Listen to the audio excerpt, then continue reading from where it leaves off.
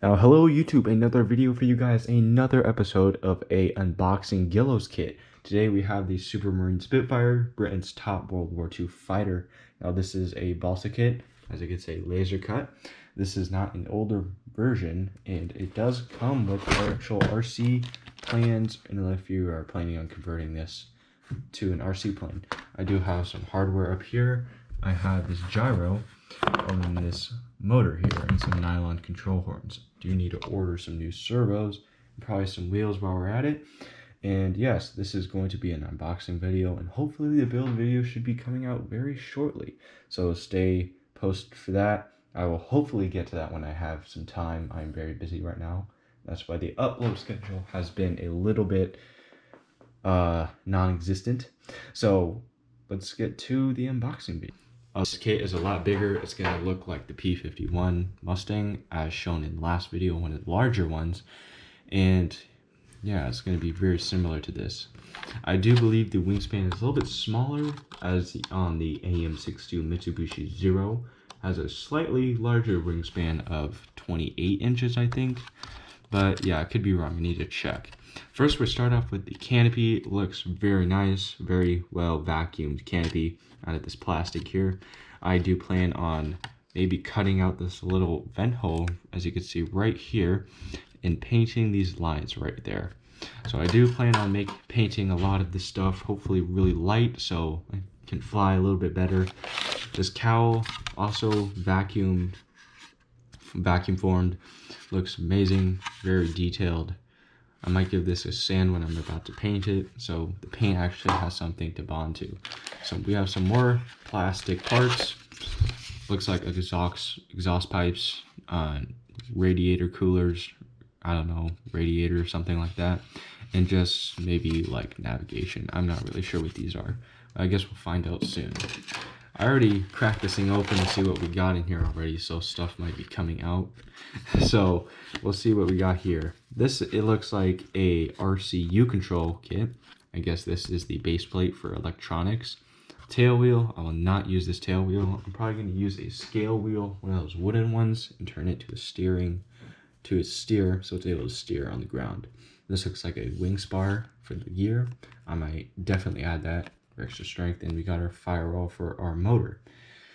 And yes, that's all we got on that one. Plastic bags, that's a propeller and some wheels. Wooden down, some clay. Probably not going to use much of this. This is a little cloth hinge. Definitely not going to use that. I typically don't like cloth hinges. They don't really stick well to glue. They just don't perform that well as a nylon hinge or a plastic hinge for all that. This looks like some wood parts. We will go over this soon. We'll take it all out and look at it. We got tons of stringers. Looks like they're broken. I didn't do that. But yeah, we got probably around 20-40 stringers in here. Also another one. This looks like the end of the batch. This isn't connected at all. But yeah, very nice. These aren't hairy at all. They don't have any like snags and strings to them. All right, we've got some piano wire right here for the gear. It looks like not that impressive, and that's all that comes in here besides the plans. Well, if you go to the plans, there's a lot of stuff in here. Let's go over this one. Looks like the side view of this plane. Looks beautiful, of course. Guillows does make really detailed plans. I'm gonna crack this up, open this, see what we got. Alright, so we got the entire side view of the fuselage right here. This will be very handy for building the plane, of course. And I'll probably calculate where I should put the center of gravity. Looks like this is already pre-cut. Or I might not glue these two together, and I might stop it right here as a battery hatch, so a lot easier to access a battery. This is a stabilizer probably for an RC plane. I'm definitely probably going to follow this. It does have elevator horn. I'm probably going to add it there too. We'll see where the push rod ends up, and then we'll compensate for that later. Looks like here we got for a gas-powered, nitro-powered plane. Those are some small engines. I probably will buy one of those in the future.